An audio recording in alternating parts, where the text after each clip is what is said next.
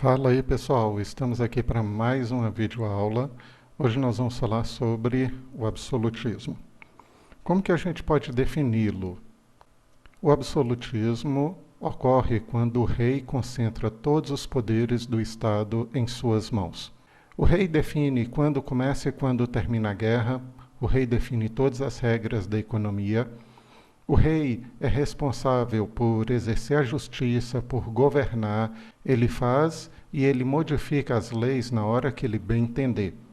Falando sobre absolutismo, nós lembramos que o poder do rei é indivisível, o que já está claro no tópico acima. Afinal de contas, se todos os poderes estão concentrados nas mãos do rei, ele não divide o seu poder nem com o parlamento, ele não divide o seu poder com o Supremo Tribunal de Justiça ou qualquer outra instituição. Ele tem todos os poderes em suas mãos. Lembrando que o rei não tem o poder religioso, não vamos entrar no detalhe de Henrique VIII, o anglicanismo, aquela situação, que é um caso à parte, mas o rei não tem o poder religioso que fica concentrado nas mãos da Igreja Católica na maioria da Europa. O rei controla os diversos setores da sociedade. A nobreza é controlada porque o rei confere aos nobres os privilégios oriundos do período feudal. A burguesia é controlada porque o rei estimula o desenvolvimento comercial. Só num segundo momento, quando nós tivermos Revolução Francesa, por exemplo, é que a burguesia vai se revoltar contra esse rei absolutista e o povo se sente satisfeito em ter um governo forte, um governo centralizado, à medida que esse governo pode garantir proteção ao povo. Esse gráfico aqui dá uma ideia legal do que eu quero passar para vocês. Observem aqui. O momento 1 do gráfico mostra o momento da centralização do poder político nas mãos do rei. Ou seja, aquele primeiro rei que centralizou o poder, que formou o Estado Nacional, que foi tema da nossa última aula, nunca será considerado um rei absolutista. Ao passo que alguns anos, algumas décadas, algum tempo depois, vai começar a aparecer os primeiros reis absolutistas. Então, aquele que centralizou o poder, inicialmente formando o Estado Nacional, tem um poder muito limitado, tem uma autoridade muito limitada, e ele não pode ser chamado rei absolutista. Aí nós teremos o segundo rei, ou o terceiro, ou o quarto, ou o quinto. Lá na frente, aí sim nós teremos um rei absolutista. Existem duas justificativas como que o rei ganhou tantos poderes, como que o rei se tornou tão poderoso. A primeira é o processo do mercantilismo e das grandes navegações. Com esses dois processos, os estados europeus vão se enriquecendo e, consequentemente, o poder do rei vai aumentando. Segundo ponto é o aparecimento de teóricos que acabam escrevendo livros justificando o poder concentrado nas mãos do rei. Então, esses teóricos dizem que é justo que o rei tenha totais poderes. E nós temos 4 aqui. O primeiro se chama Nicolau Maquiavel. Ele escreveu um livro chamado O Príncipe, que é um manual de política ensinando o que fazer para chegar e o que fazer para se manter no poder. Nesse livro, ele oferece uma série de orientações ao governante e a ideia principal é que esse governante pode agir da forma que for necessária para alcançar os seus objetivos. Como assim? Bem simples. O governante pode ser bom, pacífico e dizer sempre a verdade, ou o governante pode ser mau, violento e contar um monte de mentiras. Não importa. Se ele alcançar o objetivo, ele fez bem feito. Então, vamos lá. O governante pode agir de acordo com os princípios éticos, morais, os princípios religiosos, ou contra os princípios éticos, morais e contra os princípios religiosos. Não tem nenhum problema. Basta alcançar os objetivos que ele será aplaudido por Nicolau Maquiavel. A frase mais conhecida de Nicolau Maquiavel, na verdade, não é dele. Todo mundo atribui essa frase a Maquiavel, mas ela não está registrada no livro O Príncipe. Mas, convenhamos, ela serve muito bem para o pensamento de Nicolau Maquiavel. Os fins justificam os meios. O que isso significa? Que o governante pode usar de quaisquer meios que ele quiser, o governante pode utilizar de quaisquer meios que ele quiser para conseguir o seu objetivo. Se ele atingir o objetivo, ele pode agir dessa forma ou dessa forma, que ele estará justificado.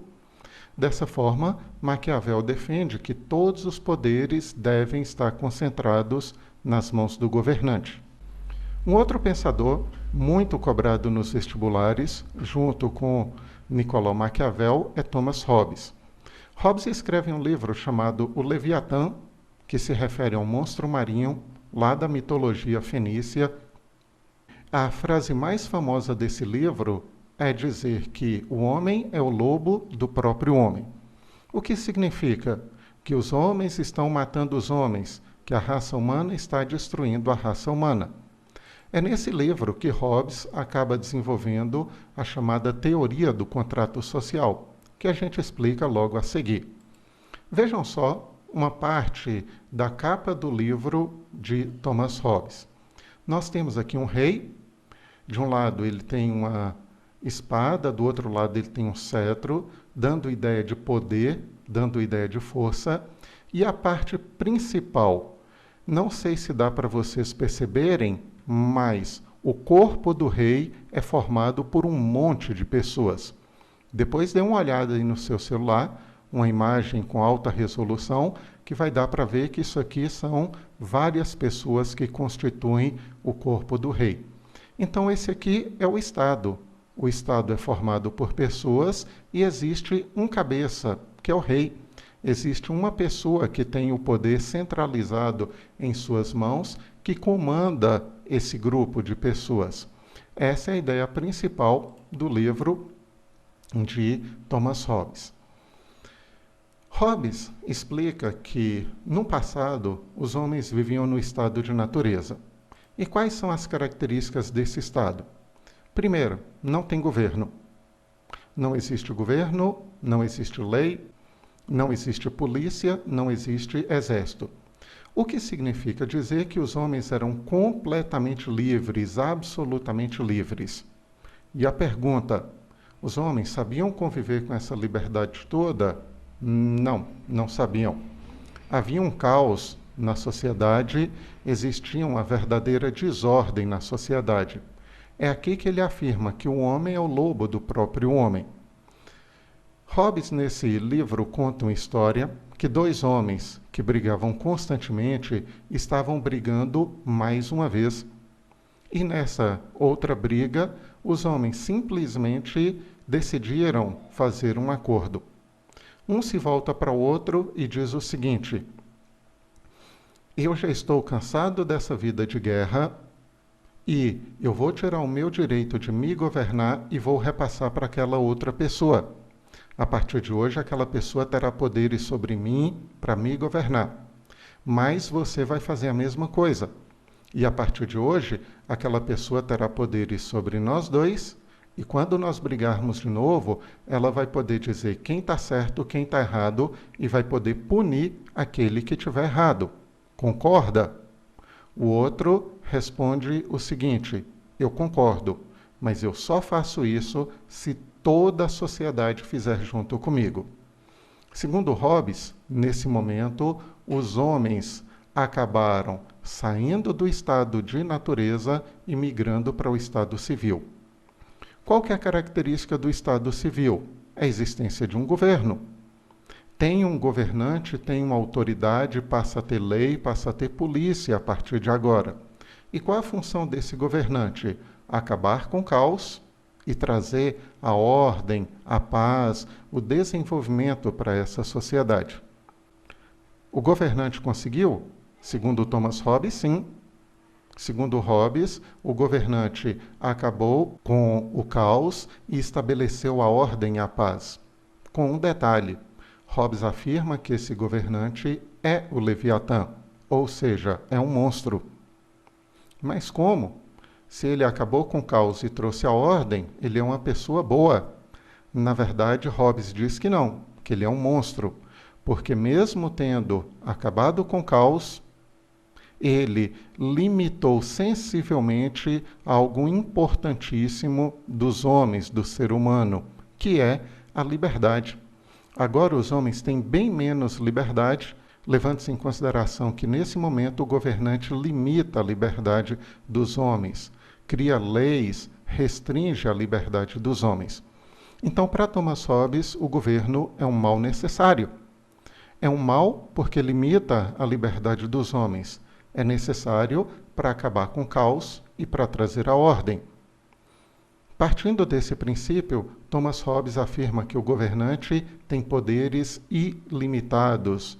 Os homens não podem contestar as atitudes desse governante, porque foram os próprios homens que concederam essa autoridade. Incapazes de resolverem os seus próprios problemas, os homens entregaram o poder na mão do governante e disseram: resolva os nossos problemas. Daí, o homem não pode questionar a atitude do governante. Hobbes falou sobre uma teoria do contrato social. E qual que é a ideia dessa teoria? Está aqui. Gente, olha só, a sociedade, que é o povo, faz um contrato com o governante. O povo faz um contrato com o governante e diz: nós te damos poderes e você resolve os problemas em nosso nome. Um outro pensador absolutista se chama Jacques Boissier. Ele era bispo da Igreja Católica e ele escreve um livro, A Política segundo as Sagradas Escrituras, ou seja, a política interpretada à luz da Bíblia, a política de acordo com a Bíblia. Nesse livro, ele elabora a teoria do direito divino, que é bem simples da gente explicar para vocês. A teoria do direito divino afirma que quem deu o direito para o rei governar foi o próprio Deus. E esse livro tem duas frases muito famosas. A primeira afirma que rebelar-se contra o rei é rebelar-se contra Deus, o que é bem fácil da gente entender. Se eu me rebelo contra o rei, eu estou me rebelando contra aquele que deu poder ao rei, ou seja, o próprio Deus. Um rei, uma fé, uma lei. Um rei, uma autoridade, um poder, um rei absolutista. Uma fé, a fé católica, lembrando que naquela época não existe liberdade religiosa. E uma lei, ou um conjunto de leis que seria feita pelo rei e poderia ser revogada, poderia ser alterada pelo rei de acordo com o seu interesse. Jean Bodin, o menos cobrado dos três nas provas, escreve o livro A República, em que ele defende a soberania não partilhada. Ou seja, o rei não deve dividir o seu poder com ninguém, que foi aquele mesmo tópico que a gente falou agora há pouco, do poder indivisível. O poder se concentra nas mãos do rei absolutista. Jean Bodin fala o mesmo que Jacques Boissier. Jean Bodin afirma que a soberania real emana de Deus, ou seja, foi Deus que deu poderes ao rei para governar. Gente, o absolutismo existiu durante séculos dentro da Europa e nós tivemos dezenas de reis absolutistas. Nenhum deles teve o poder tão concentrado em suas mãos quanto Luís XIV Bourbon. Luís XIV foi o rei da França, ele se autoproclamou como Rei Sol, e é dele a frase «L'État c'est moi», ou seja, o Estado sou eu. Com essa frase, ele resume toda a França nele próprio, como governante, como rei absolutista, demonstrando a força, a riqueza, o poder de Luís XIV. Ele ordenou a construção do Palácio de Versalhes, que é maravilhoso. O Palácio de Versalhes tem 700 quartos ele leva a alta nobreza para viver junto dele e controlar essa mesma alta nobreza. Eu vou colocar apenas 2 imagens aqui, mas depois pesquisem aí no celular de vocês um pouquinho sobre essa maravilha chamada Palácio de Versalhes. Muito grande, muito rico o Palácio de Versalhes, muito luxuoso, e é uma demonstração da força do rei Luís XIV Bourbon. Gente, o absolutismo vigora dentro da Europa até o final do século XVIII, com muita força ainda. A partir da Revolução Francesa, que ocorre no final do século XVIII, o absolutismo entra em crise até a sua derrocada final. Até a próxima!